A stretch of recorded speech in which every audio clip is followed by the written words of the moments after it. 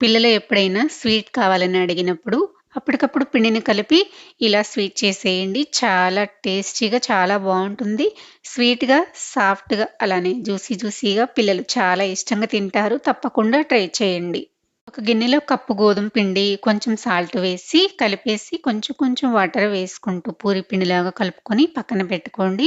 వేరొక గిన్నెలో కప్పు బెల్లము, హాఫ్ కప్పు వాటర్ వేసి స్టవ్ పైన పెట్టేసుకొని ఇలా కలుపుతూ కరిగించుకోండి. ఒక తెరలనిచ్చిన తర్వాత స్టవ్ ఆఫ్ చేసి పక్కన పెట్టుకోండి. మిక్సీ గిన్నెలో పావు కప్పు ఎండు కొబ్బరి, పావు కప్పు ఎండు శనగపప్పు, పావు కప్పు బెల్లం, 3 ఇలాచీ వేసి పౌడర్ చేసి పెట్టుకోండి. ఒక గిన్నెలో 10 జీడిపప్పులు వేసుకొని కచ్చాపచ్చాగా దంచుకొని పెట్టుకోండి.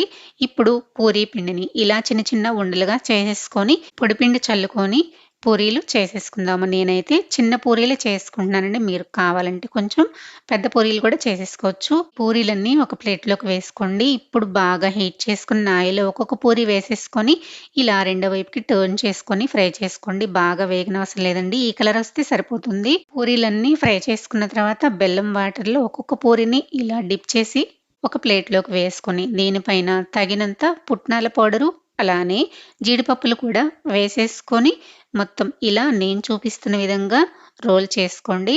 ఇదే విధంగా మిగిలిన పూరీలన్నిటిని కూడా రోల్ చేసుకొని ఒక ప్లేట్‌లోకి వేసేసుకొని సర్వ్ చేసుకోండి. వీడియో నచ్చితే లైక్ చేసి సబ్స్క్రైబ్ చేసుకోండి. Thanks for watching.